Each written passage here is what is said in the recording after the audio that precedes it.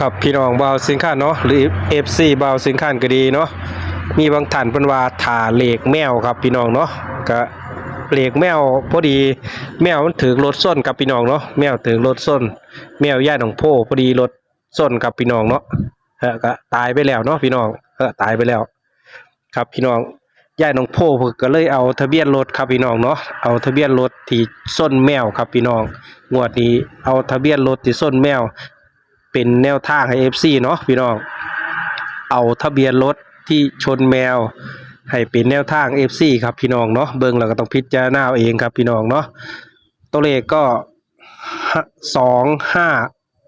2569ครับพี่น้องเลข4ตัวเนาะ2569ครับพี่น้องย่าน้องผู้เพิ่นให้ตัด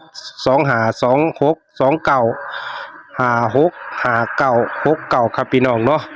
ย่าน้องโพเพิ่นให้เอาทะเบียนรถเป็นแนวทาง FC เด้อพี่น้องเนาะพอดีแมวมันถึกรถส้นครับพี่น้องเนาะก็มีคนหรือมี FC ทักมาหลายว่ารอเลขแมวพุ่นน่ะเนาะรอเลขแมวมันถึกรถส้นแล้วเด้อ FC บ่าวสิงคานเนาะก็ถือว่าเที่ยวสุดท้ายครับพี่น้องเนาะแมวนำโชคของยายหนังโพเนาะถือว่าเที่ยวสุดท้ายครับพี่น้องเพราะว่ารถส้นเพิ่นเนาะรถส้นเพิ่นก็ตายไปแล้วล่ะพี่น้องเนาะ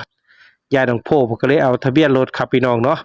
เอาทะเบียนรถครับพี่น้องให้ปังๆเนาะลาวพัฒนาของวันที่20ของวันจันทร์ครับพี่น้องมื้ออื่นเนาะให้ปังๆเนาะพี่น้องเฮาของวันจันทร์ลาวพัฒนาครับพี่น้องเนาะเป็นเลขเด็ดเพื่อนบ้านให้มันหมานคือเก่าออก3ตัวตรงๆเด้อเนาะแมวนำโชคครับพี่น้องปังๆครับ